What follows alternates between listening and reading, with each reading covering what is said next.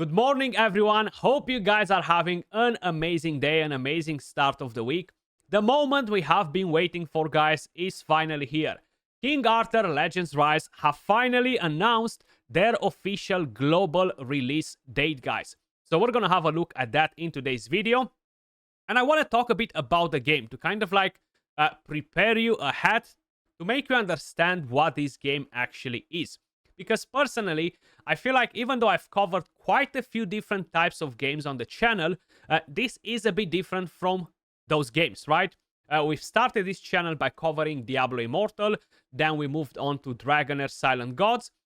And even though the game shares a lot of similarities with Dragonair Silent Gods and even with Raid Shadow Legends, I still think the game has so many currencies and so many different things that are required from us to do in order to basically advance our progression, our account, that it can be very overwhelming. So first, I want to start by basically showing you the news article that was released today that confirms the global launch. As you may notice, the grand launch on the 27th of November. So basically around a week from today, guys. This means that the game will be available everywhere, right? Maybe there will have be some exceptions in Asia with China and different countries that have tougher laws on the gaming industry, but I'm not 100% sure about that, so do not hold me accountable for it. What I want to tell you guys is that at the moment the game is available globally on PC, laptop, computer, etc. Everybody can play it. It's available on mobile only in Canada and in United Kingdom. Now, if you really want to start playing the game early on, you can do so. All you gotta do is basically go to your app store, download a free VPN, use that VPN, connect to Canada or United Kingdom, go to Google, make a new Gmail account while you are connected to that, put that new Gmail account into the App Store, search for the game, and it's going to appear for you. You can download it, and after, you can uninstall the VPN and all that. You won't need it. The only catch is something that will not affect free-to-play players, but it will affect some spenders. The game will save your currency based on the location where you are creating the account, and you can never change that. So in my case, this is something that I had no idea, basically. I've created it on PC from United Kingdom, which means that my prices are all in Great British Pounds. So a pack that for some of you guys in America will cost $99, for me will cost £99, which is kind of like the equivalent of what? $110, $115, or maybe even $120. So basically, I'm overpaying, and that's something that you guys should keep in mind as well. Maybe you want to wait for the global release, and like that, you're basically going to get your own currency based on your location. Nothing else funky in here. You can still pre-register.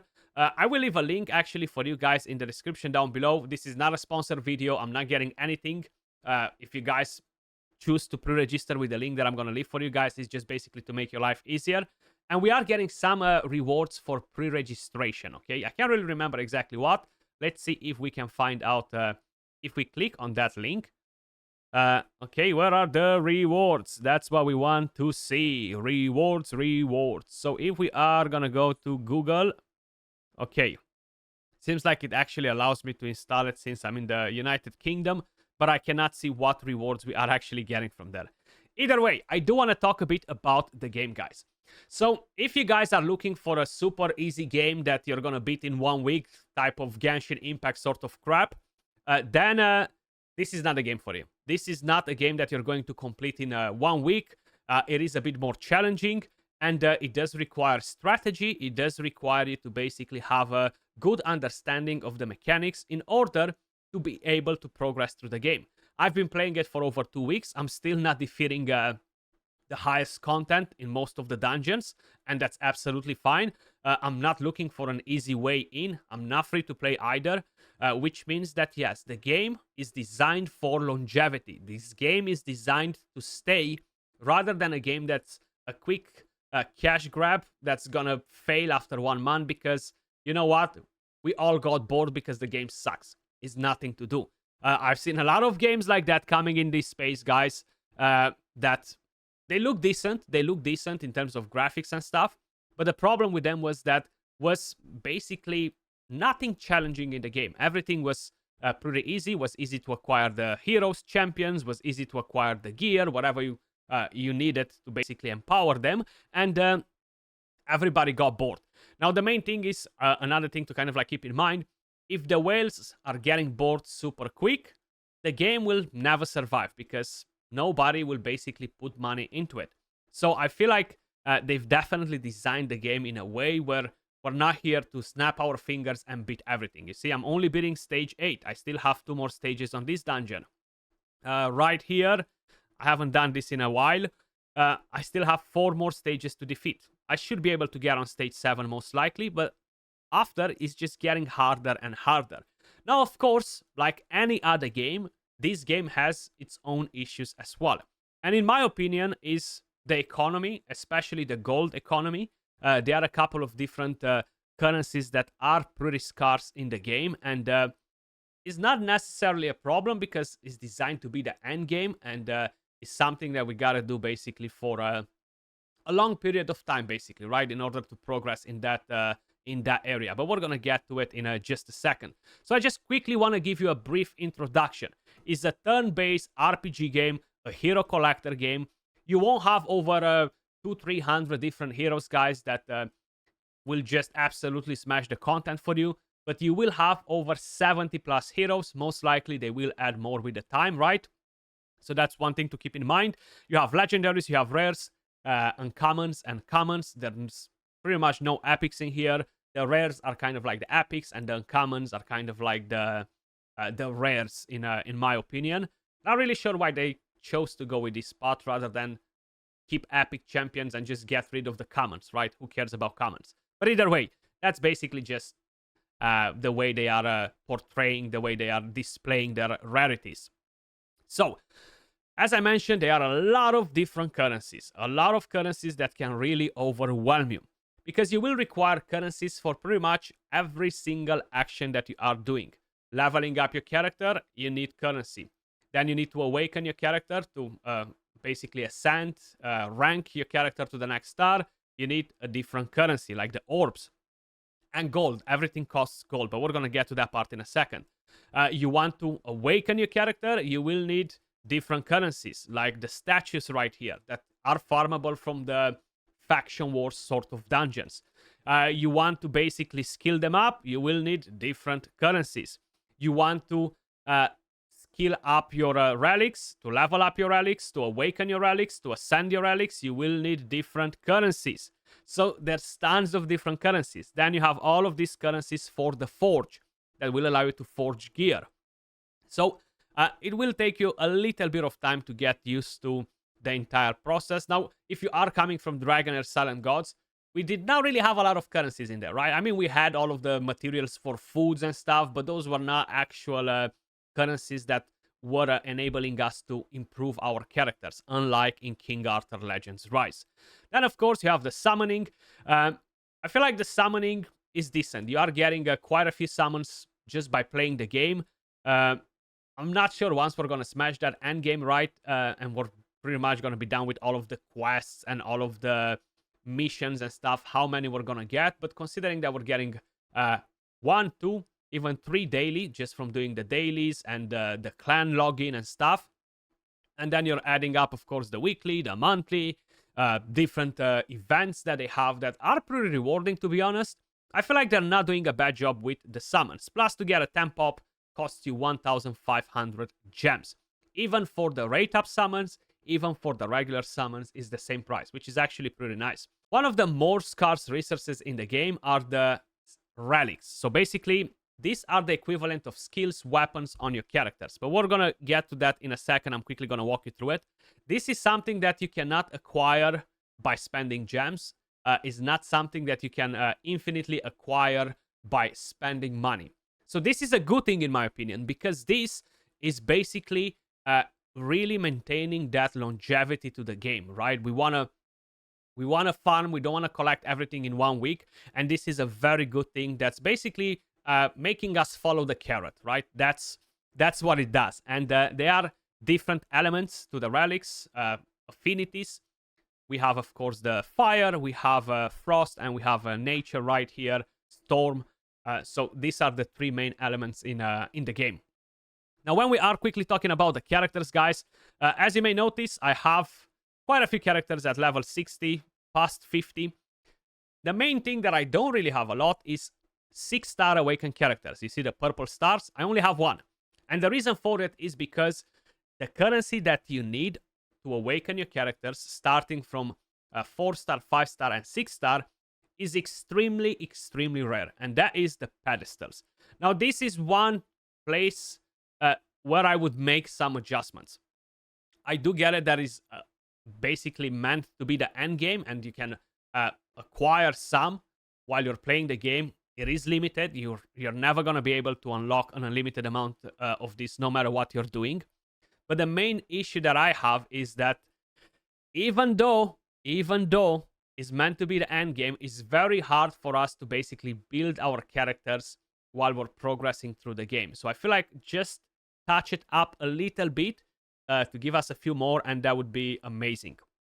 Now, as I mentioned, you have your character. Each character has their own passive skills, okay? Let me just back out of there. So you see this right here is the passive skill. This is something you cannot change on your characters. But then they have something called relics / weapons / skills that can be changed based on different elemental affinity. And they do have different skills as well. So it's not like you're just changing the elemental affinity. They will actually come with slightly different skills. On some characters, they're completely different. On some characters, it's kind of like a different variation of the effect that they were doing before. So we have the best healer in the game right here. As you may notice, I have two different relics for her. So I have the fire relic, which gives me a heal. I have the A2, which gives me a heal right here, but only on an ally.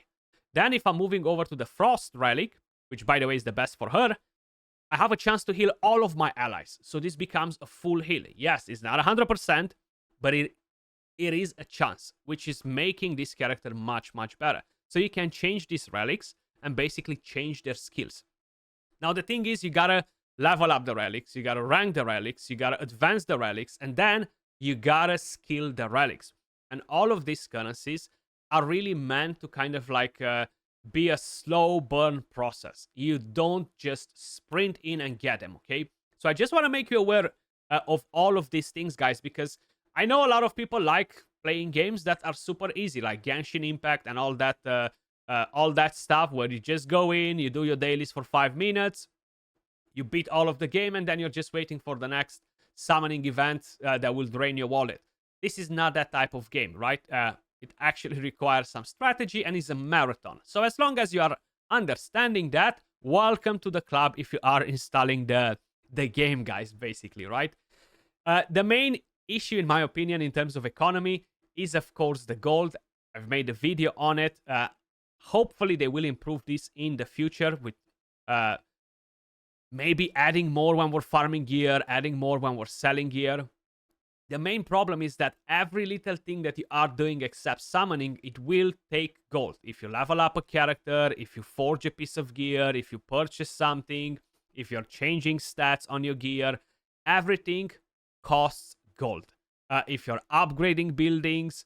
So basically, I feel like we're just not getting enough gold in order to be able to really develop our accounts as we should do it in the early game.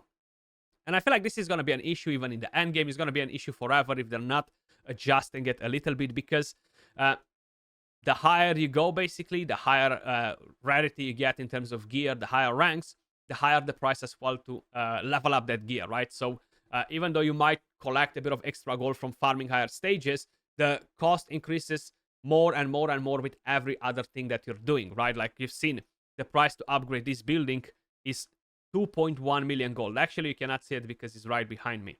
So this is kind of like the thing that I'm talking about, you know?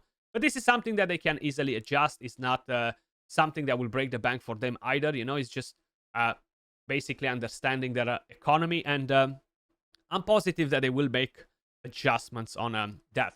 Other than that, it is a pretty social game, guys. You do have the guilds. You have kind of like a clan raid competition. Big shout out to my guild right here, Celestials. We were the very first clan in the entire game to absolutely destroy the raids. The maximum level is 24. We reached that as the first clan in the entire game, and that will basically give us the first place for this season. That's kind of like part of the clan PvP competition. I know they have tons of different game modes in development, including live arena from what I understood, and many other interesting game modes. The actual arena is pretty trash at the moment. I'm not a fan of their current system right here. Yes, you go in, you fight, you have unlimited fights every single day, and you are collecting some rewards every season, right? I think a season is around a week, if I'm not mistaken, for arena. But other than that, the game is tons of fun. I've been having a blast for the last 2 weeks, almost 3 weeks soon, actually. If you are kind of like a low spender in most of the games, this game will treat you well because they offer you really good values for your buck. So overall, that's definitely a pro in my opinion. Yes, they do have expensive packs. One thing to keep in mind, your offers will not scale based on your spending.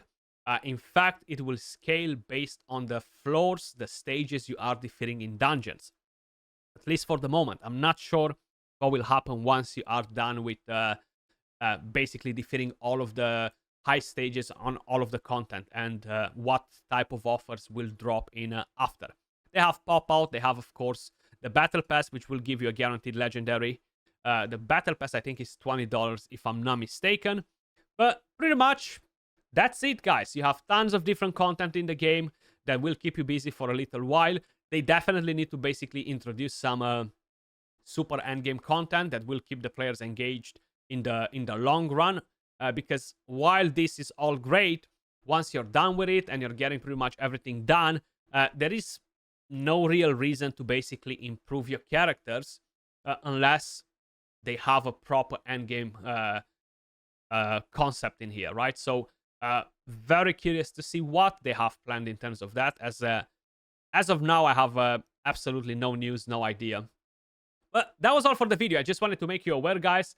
The global launch is here. We will be covering the game on the channel. If you started playing already, let me know your thoughts in the comments down below. What do you think about King Arthur Legends Rise so far, guys? And yes, expect tons of guides and all that good stuff. I'm not 100% sure if I'll be making a clan, guys, because it's pretty hard for me to manage it with the time that I have available. But I'm definitely going to talk with the guys from my clan, because I know it's a big cluster. If by any chance we're gonna create a lot of clans and stuff to try and get you, all of you guys, all of the community, to be part of the same cluster, we all play together and stuff, right? But that was all for today. As usual, appreciate all of you guys watching. Much love. If you enjoyed the content, smash a like, subscribe to the channel for more King Arthur Legends Rise guides, tips and tricks, news, and everything else related to the game. And I will catch you all in the next one. Peace.